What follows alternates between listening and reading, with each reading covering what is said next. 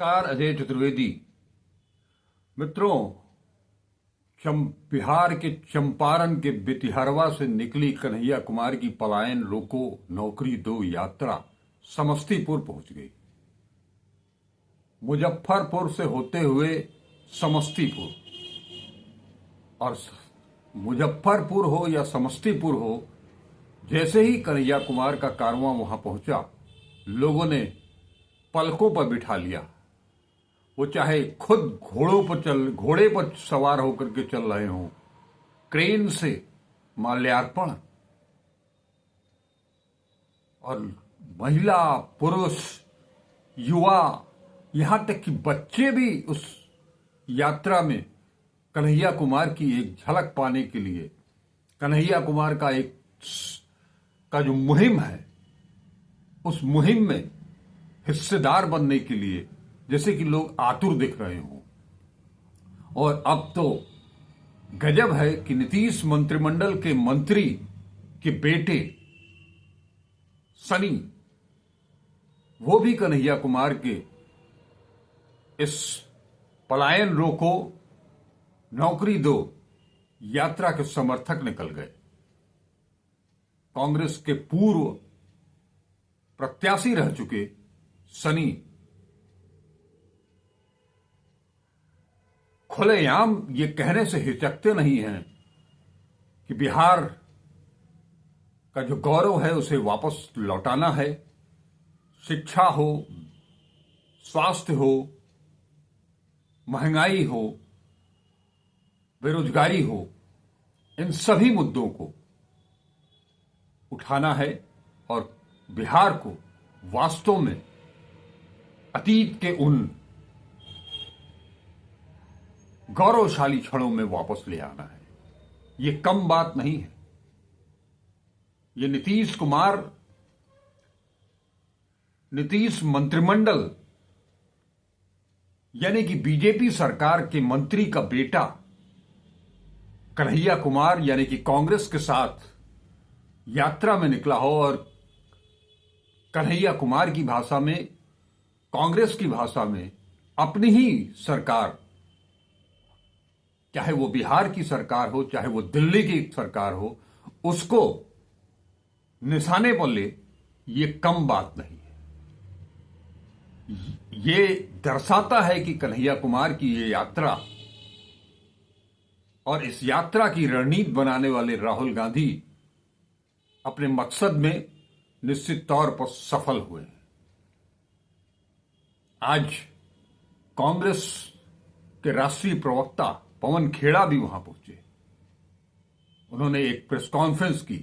वो यात्रा के साथ नहीं थे, माफ कीजिएगा, इस गलतफहमी में न रहिएगा।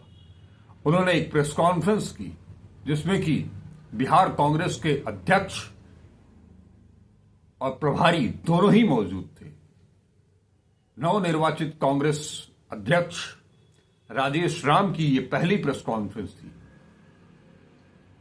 जिसमें गर्मजोशी के साथ कृष्णा अल्लावरू ने भी बहुत करीने से कांग्रेस की मंशा को, कांग्रेस के मुद्दों को जनता के सामने रखा।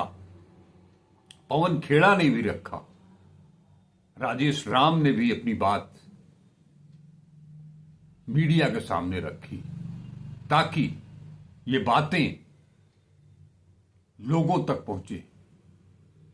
शहर हो या गांव, गली हो या नुक्कड़, चौराहा हो या तिराहा, पुरवा हो या गांव, ग्राम पंचायत, हर जगह कन्हैया कुमार की इस यात्रा की चर्चा आम हो गई है।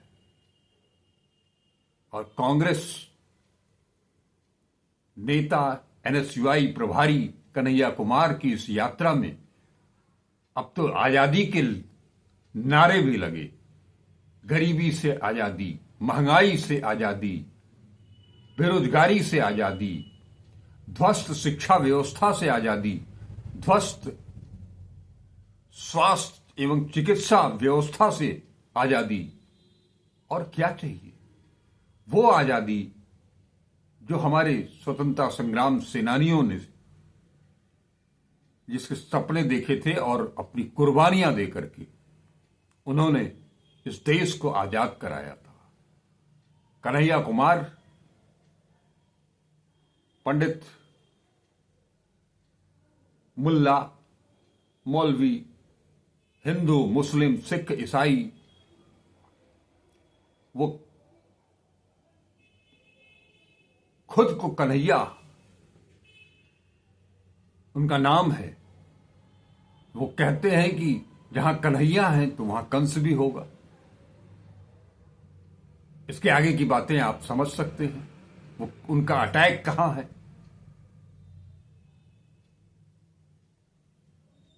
कन्हैया कुमार की इस यात्रा में बड़ी तादाद में अब महिलाएं भी शामिल होने लगी हैं और वो भी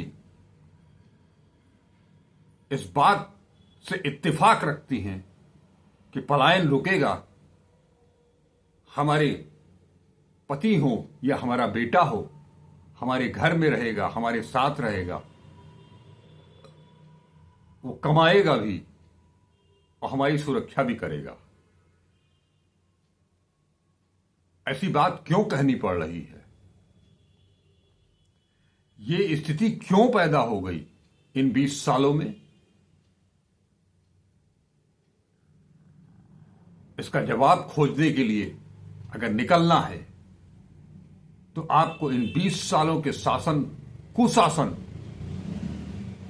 की परत दर परत एक एक पन्ने खोलने पड़ेंगे और बिहार वासियों के लिए यह काम आसान नहीं है।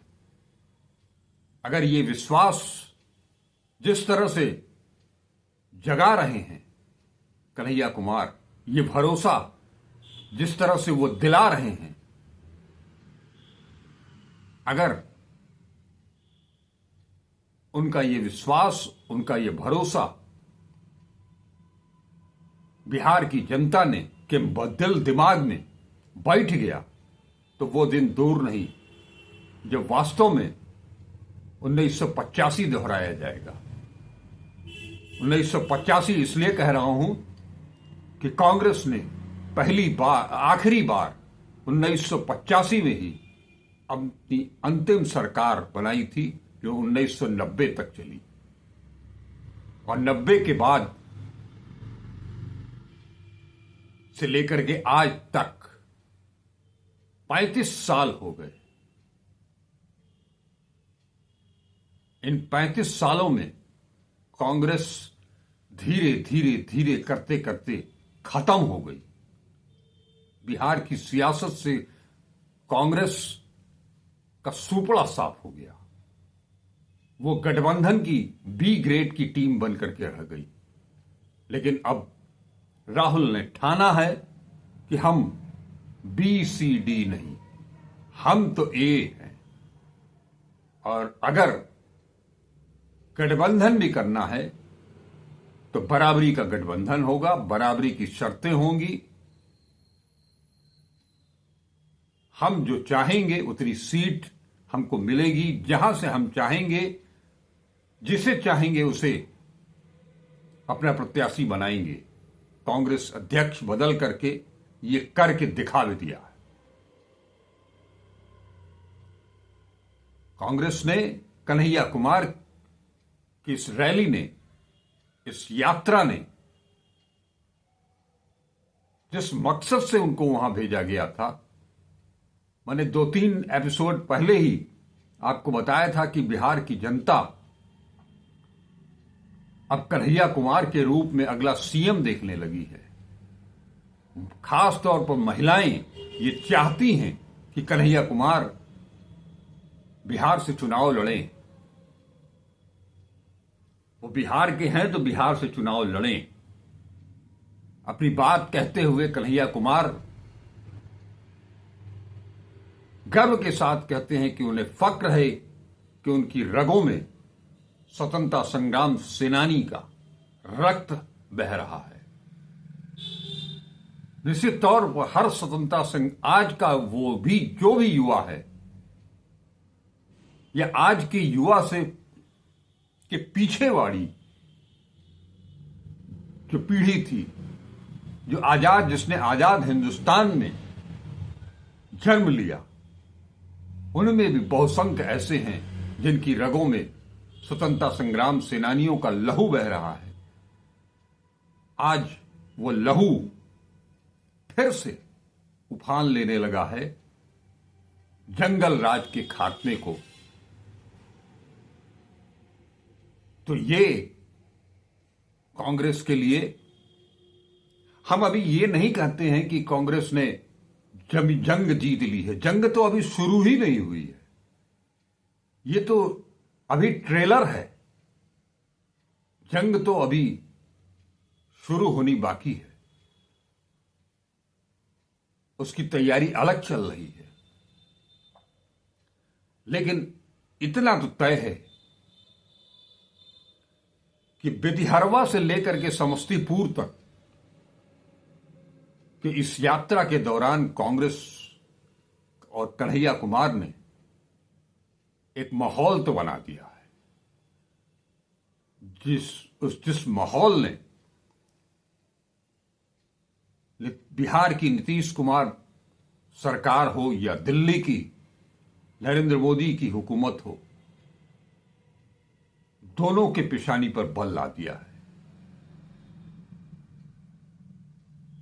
आज शहीद दिवस है, तो कन्हैया कुमार ने उन तीनों शहीदों को, चाहे वो भगत सिंह हो, अशफाकुल्ला खां हो, राम प्रसाद बिस्मिल हो, सभी के प्रति श्रद्धावनत होकर के श्रद्धांजलि अर्पित की और कुछ किस्से भी सुनाए पंडित राम प्रसाद बिस्मिल और अशफाकुल्ला खां के बीच। लेकिन वो नहीं, बात तो दरअसल दूसरी है। बदहाल बिहार, 32 साल बदहाल बिहार, इस नारे के साथ जो भी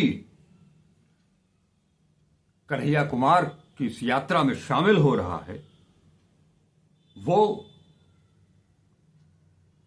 उनका होकर के रह जा रहा है।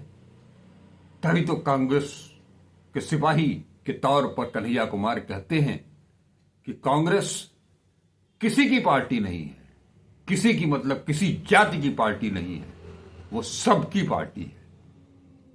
इससे पहले वो कहते हैं कि कोई अपने आप को हिंदुओं की पार्टी कहता है, कोई मुस्लिमों की पार्टी कहता है, कोई आदिवासियों की पार्टी कहता है, कोई दलितों की पार्टी कहता है, कोई पिछड़ों की पार्टी कहता है, लेकिन कांग्रेस किसी की पार्टी नहीं।